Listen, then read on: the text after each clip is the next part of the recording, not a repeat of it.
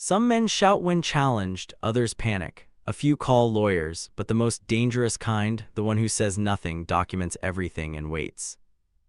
Because patience, when paired with proof, is not weakness, it is a strategy, and strategy, applied correctly, doesn't just win arguments, it ends them permanently. When I saw the HOA cabin on my land, I didn't call a lawyer, I didn't call the cops, I set a trap. Years of living have taught me a fundamental truth about people: their true character isn't revealed in times of ease. It's when land, paperwork, and the intoxicating belief that rules are for others come into play that you see who someone truly is. That particular morning began like so many others in my earned quietude. It was a serene, predictable peace, the kind you only find after you've lived long enough to deserve it. I was up before the sun, a cup of strong black coffee in hand, stepping onto my porch to greet the cool air. The world smelled of pine and damp earth. There was no traffic, no HOA newsletters taped to my door. There was only the sound of birds and the wind whispering through trees that had stood sentinel longer than anyone now living. I have a ritual. Each morning I walk a portion of my property's boundary. It's not paranoia, it's a lesson from my father. Land, he taught me, cannot defend itself. Over the years, I've handled minor incursions. Hikers who'd lost their way, a camper pitching a tent where they shouldn't.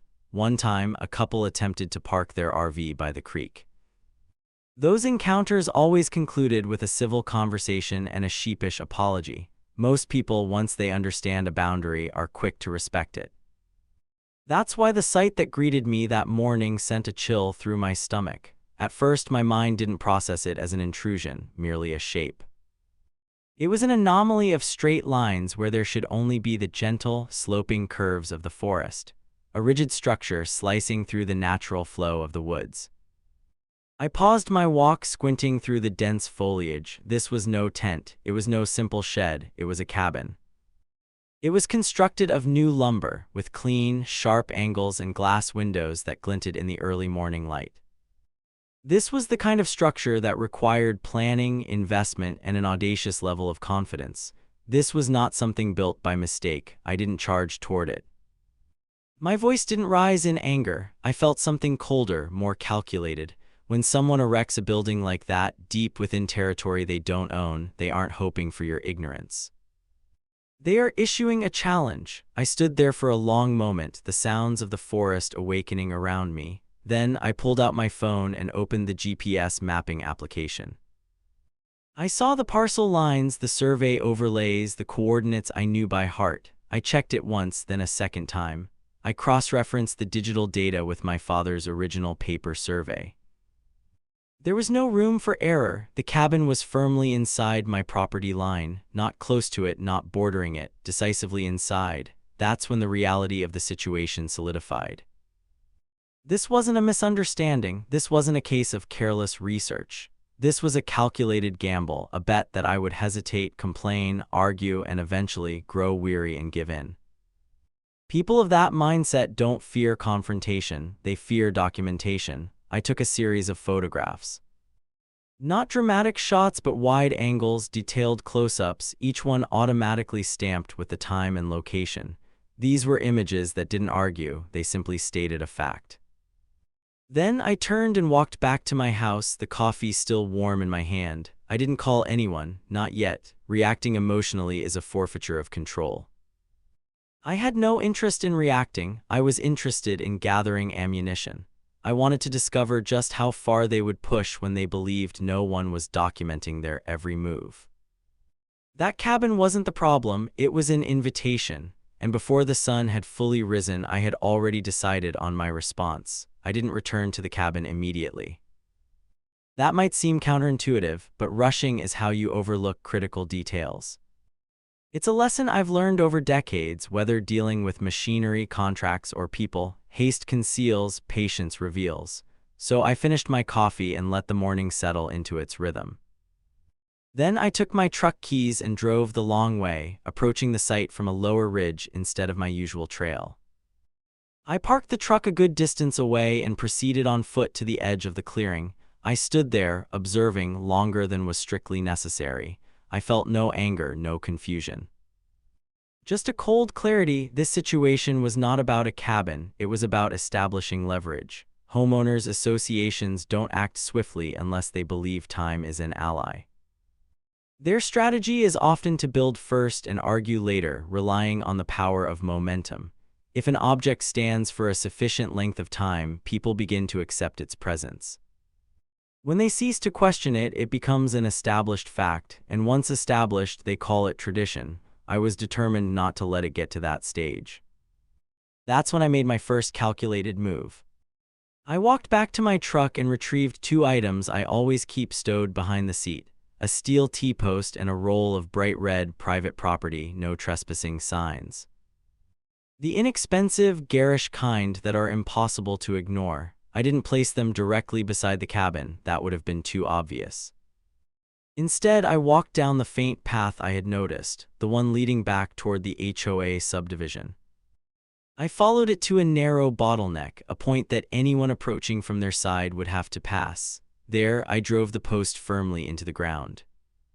I affixed one sign at chest height facing their direction of approach. It was clean, legal, and undeniable. I stepped back to admire my work, then took a photograph, a wide shot, then a close-up. The GPS coordinates burned into the image file. I wasn't blocking access yet. I wasn't confronting anyone. I was simply drawing a line. If they chose to respect the law, that sign would be the end of the matter. If they didn't, I would have precisely the evidence I needed. I turned and walked back to my truck, already certain of the outcome. People who build with such audacity don't retreat when warned, they escalate. The next move was theirs.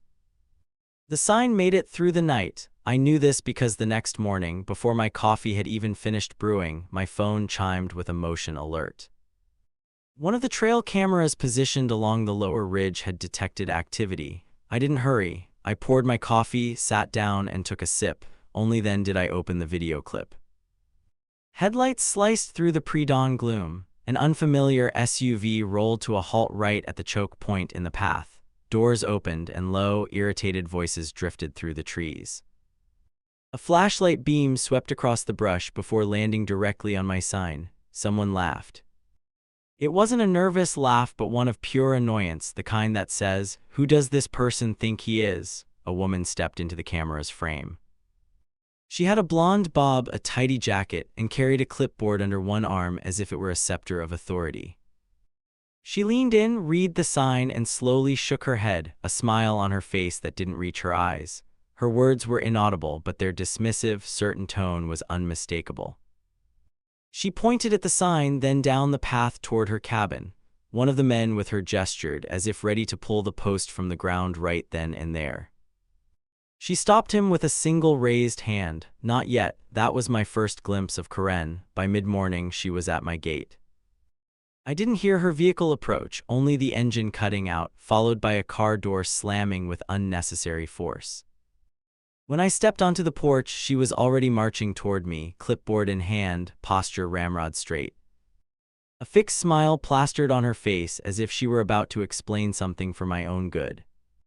"Good morning," she announced before I could speak. "I'm Karen Westbrook, president of the HOA." She said it slowly, deliberately, as if the title alone should command my deference. Behind her stood three others, two men and a woman, all clad in polo shirts bearing the HOA logo. One of the men looked bored, the other deeply uncomfortable. The woman was engrossed in her phone. Karen's gaze swept past me toward the trees, then returned to my face.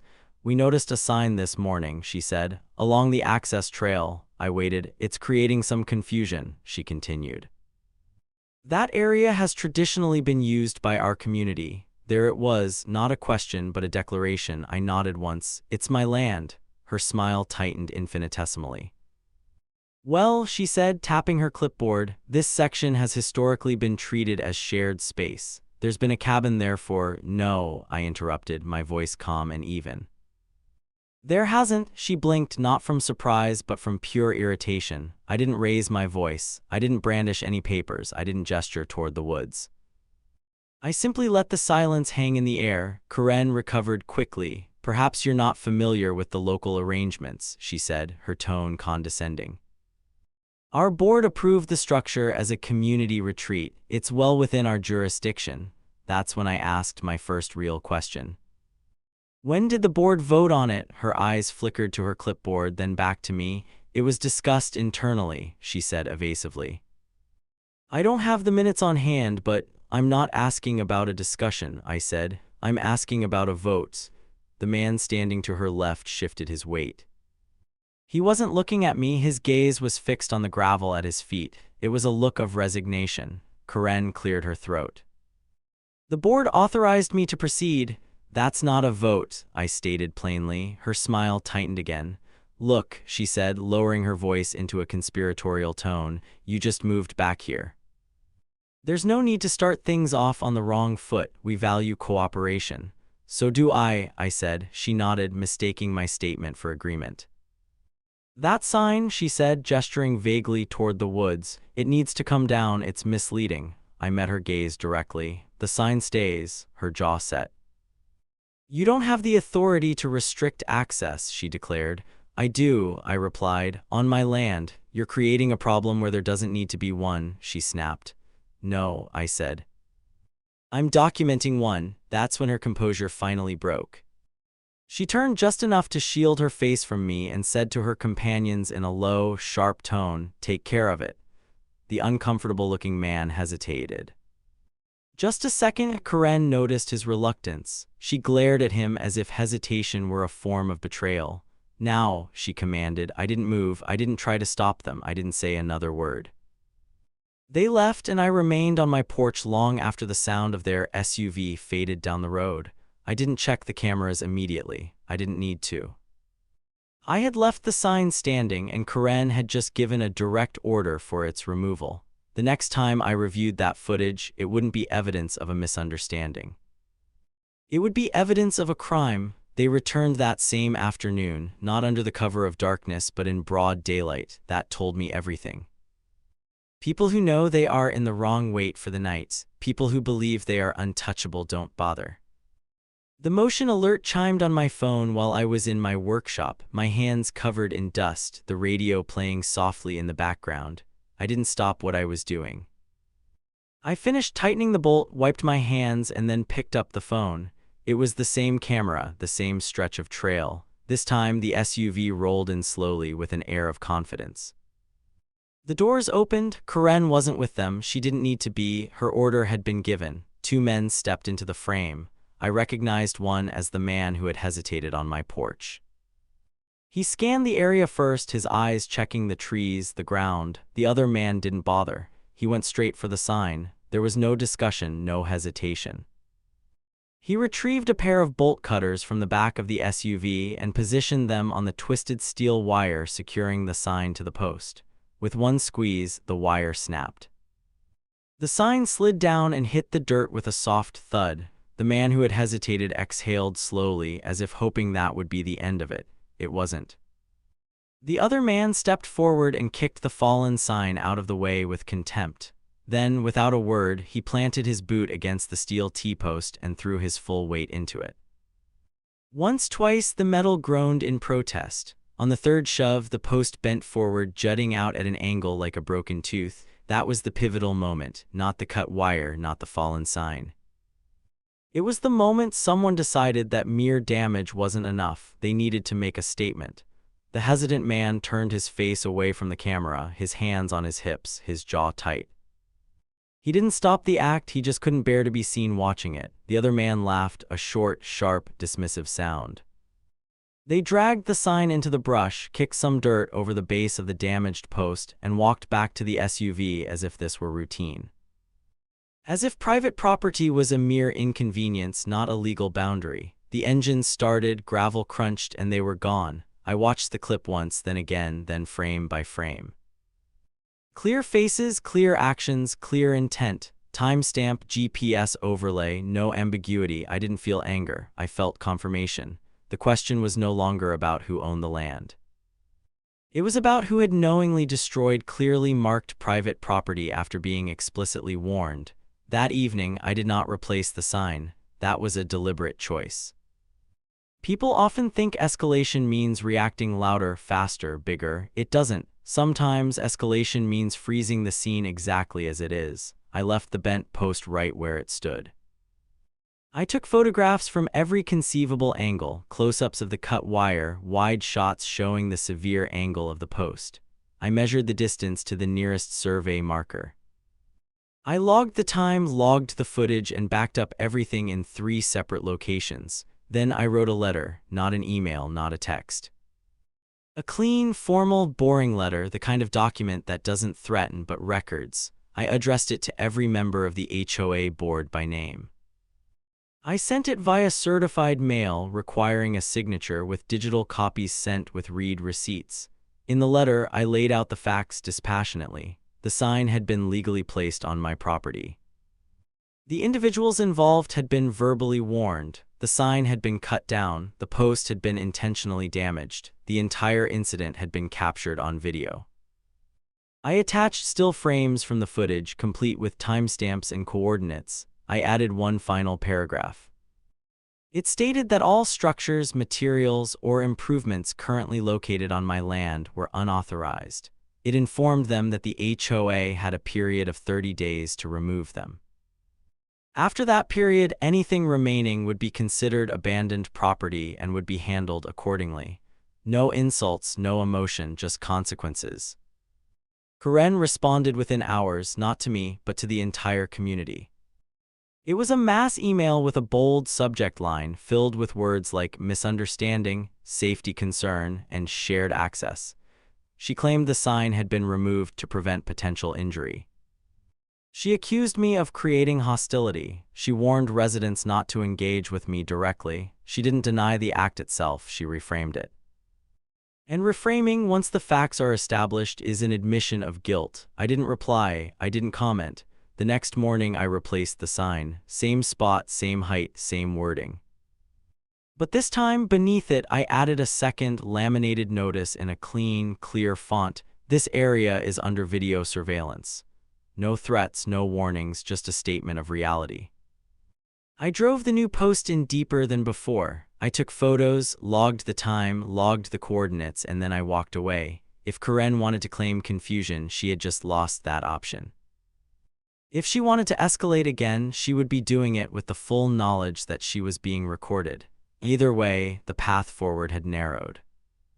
If she crossed that line one more time, she wouldn't be testing my patience. She'd be testing a prosecutor. The 30-day deadline began to tick away. During that time, I prepared. I wasn't idle.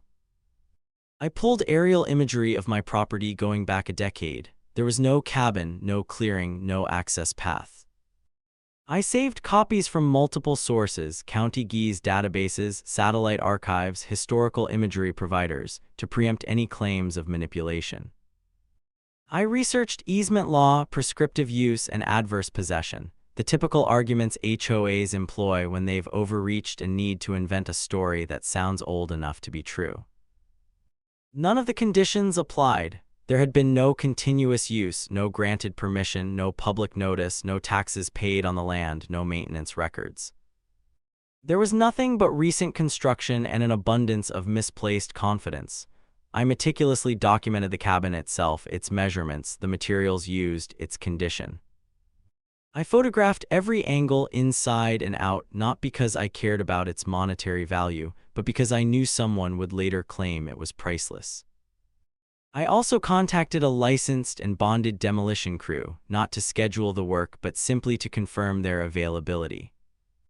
I explained the situation: private land, an unauthorized structure, and a pending removal under abandoned property statutes. The man on the phone didn't laugh or question it. He asked for the address and the timeline. "Call me when the clock runs out," he said. Karen tried one last maneuver. A letter from the HOA's attorney arrived during the 3rd week. It was longer this time, filled with legal jargon about irreparable harm and community interest.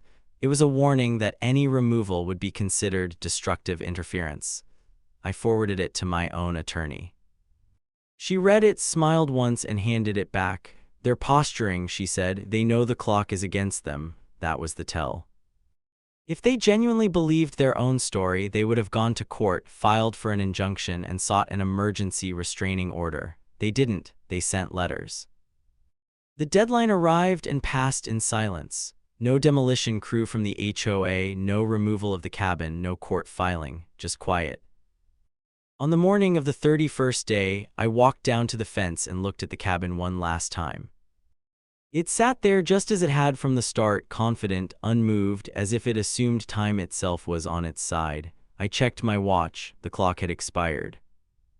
From that moment forwards, nothing on that patch of land belonged to the HOA anymore. It was abandoned, which meant the next step wouldn't be another warning. It would be cleanup.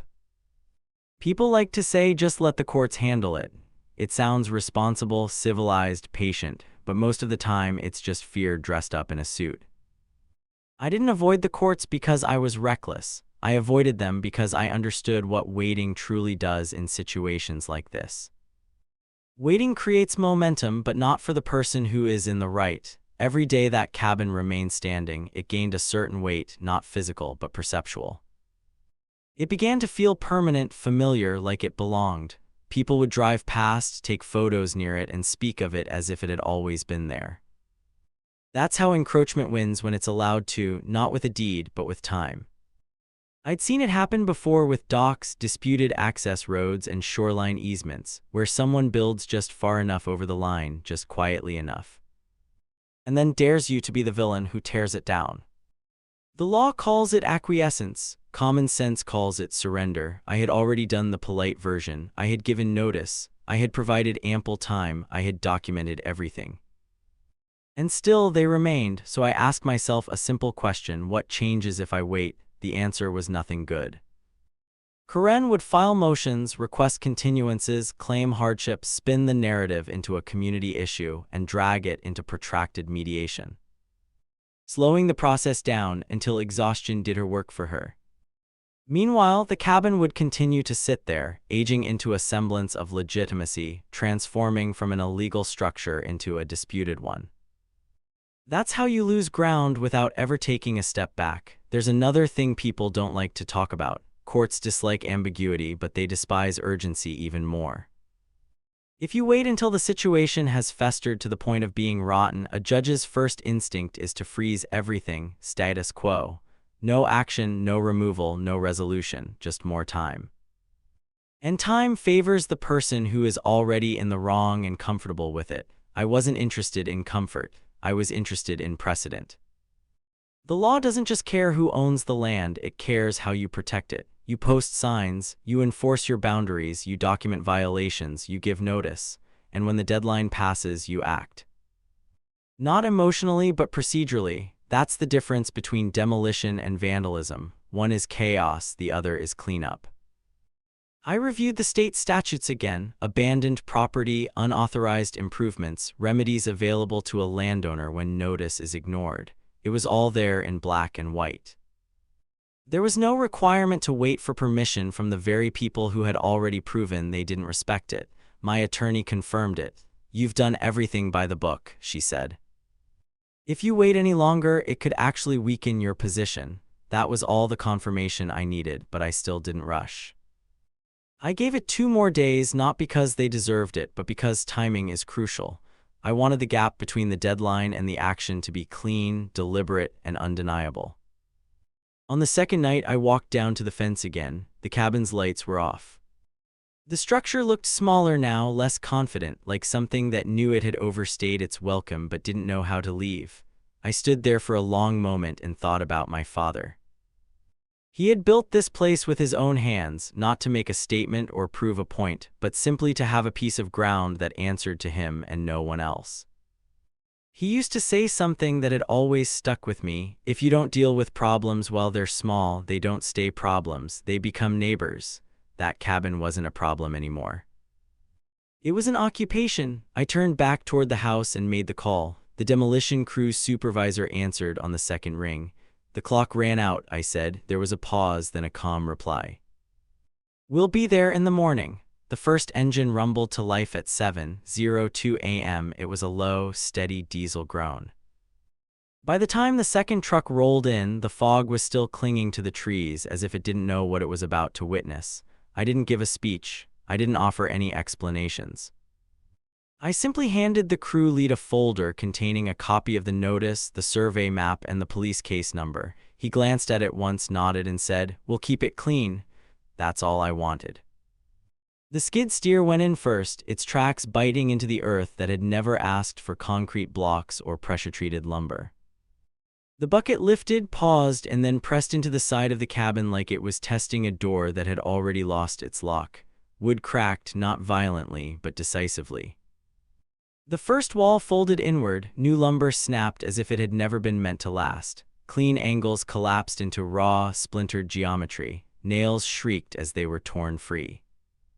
This wasn't destruction, it was a reversal. The drone went up immediately, a straight vertical climb capturing a wide frame. No edits, no music, just pure documentation.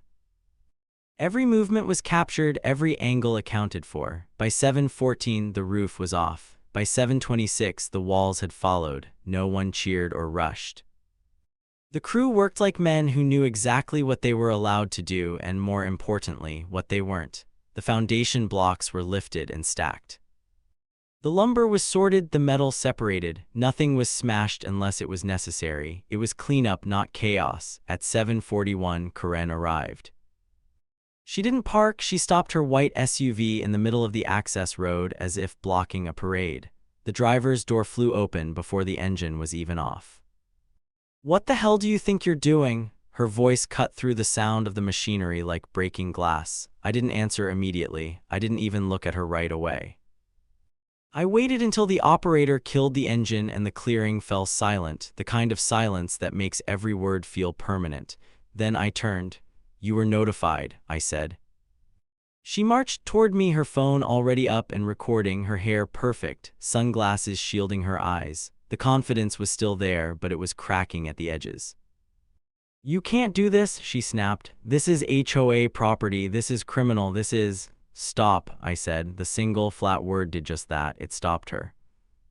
That surprised her more than the demolition itself. I handed her the folder, not angrily, not forcefully, but like a clerk handing over a receipt.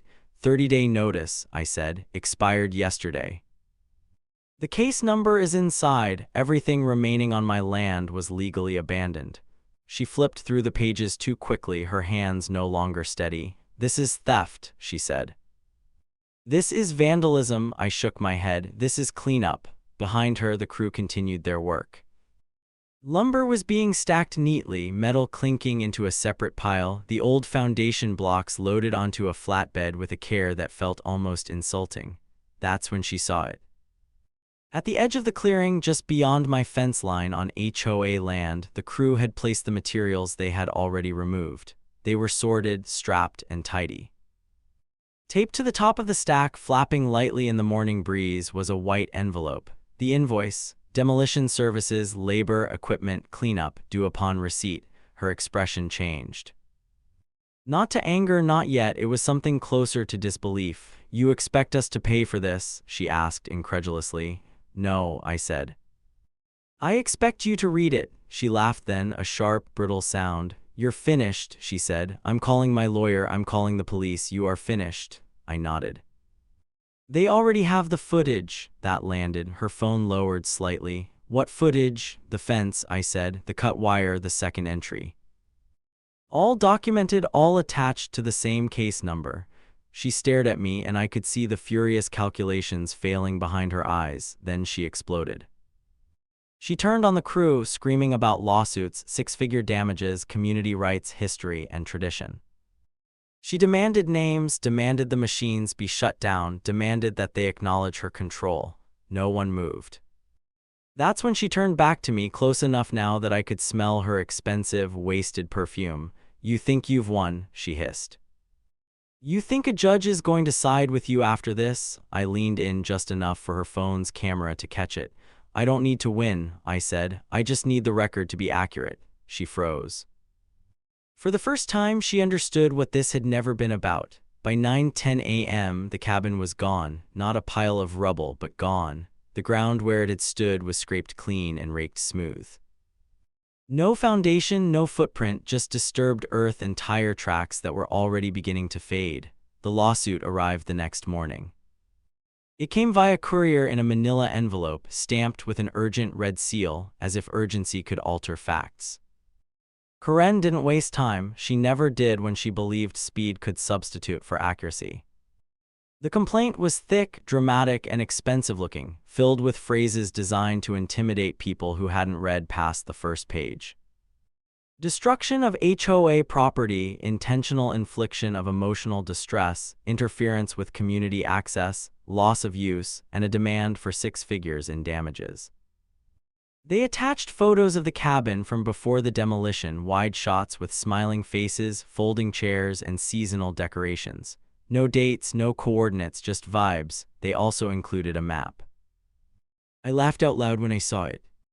It was a color printout with a shaded green area over the creek labeled Community Recreation Zone. There was no county seal, no parcel numbers, no surveyor's stamp. It looked like something hastily assembled the night before with a free PDF editor and a surplus of confidence. I didn't respond directly. I forwarded everything to my attorney. She called me 20 minutes later. "This is bad," she said, then paused. "For them." The court date was set. Karen testified first. She wore a red blazer, her chin held high, her voice smooth and confident, the way only people who have never been publicly contradicted can be. She spoke of tradition, community use, and misunderstandings. She claimed she had been shocked to see the cabin destroyed without any warning. Then the judge asked the pivotal question. "Ms. Westbrook," he said, "were there any signs or physical barriers indicating private property prior to the demolition?" Karen didn't hesitate. "No, Your Honor," she said. "The land was open. There were no signs, no fencing. I didn't move, I didn't react, I waited." My attorney stood. "Your Honor," she said calmly, "we'd like to enter Exhibit 12. The courtroom screen came to life. It was night vision video footage. Karen was standing just inside the tree line, perfectly visible. She didn't touch the fence herself. She didn't need to dirty her hands. She pointed directly at the sign and said, clear as day, "Cut it down." "Now." The man with the bolt cutters hesitated. Karen turned on him. "I said now." The wire snapped. The courtroom fell silent. The video played again in slow motion. The judge leaned forward. "Ms. Westbrook," he said quietly, "you were under oath when you testified moments ago." Karen's lawyer began to shift uncomfortably. "Counsel," the judge continued, "would you like to amend your client's testimony?" Karen opened her mouth, then closed it. That's when my attorney stood again. "Your Honor," she said, "we'd like to call our next witness." The quiet man, the one who had looked so uncomfortable, walked to the stand. He didn't look at Karen. He looked directly at the judge. He testified to everything. No vote, no permission, no confusion. He confirmed that Karen had ordered the build, ordered the removal of the sign, and ordered the fence to be breached. When he finished, the courtroom felt smaller. The judge removed his glasses. "This court does not look kindly on false testimony," he said, "nor on attempts to manufacture jurisdiction." He looked directly at Karen. "And it has very little patience for arrogance masquerading as authority." The final judgment was swift. The judge sat back in his chair. "I've reviewed the filings, the exhibits, and the testimony," he said. He looked down at the bench, then back up. "This was not a misunderstanding. This was not a boundary dispute. And it was certainly not a community tradition issue." He turned a page. "This was a deliberate act and unauthorized construction on private land, followed by attempts to fabricate jurisdiction, obstruct removal, and misrepresent facts both publicly and under oath." He found that my actions were lawful and that the countersuit for the cost of demolition was granted in full. But he wasn't finished. "Furthermore," he said, "the court finds sufficient cause to refer this matter to the district attorney's office for review. Potential charges include falsification of documents, criminal trespass, and perjury." That word, perjury, landed heavier than any verdict. The judge folded his hands. "This court does not exist to rubber stamp entitlement," he said, looking directly at Karen. "It exists to enforce boundaries, and boundaries matter." The gavel came down once, not loud but final. A week later, the land was quiet again. No trucks, no signs, no voices pretending they belonged there. I went back down to the clearing one morning, a mug of coffee in hand. The ground where the cabin had stood was flat, clean, just earth, leaves, and the sound of the creek. Nothing felt missing. Victory, I realized, doesn't feel loud. It feels like silence returning to a place that was never meant to be crowded. Before I left, I set one small, new wooden sign near the trail. Not threatening, just the truth, carved clean and straight: private land, no HOA authority. Then I walked home. Peace doesn't come from winning arguments. It comes from holding your boundaries and knowing when to enforce them.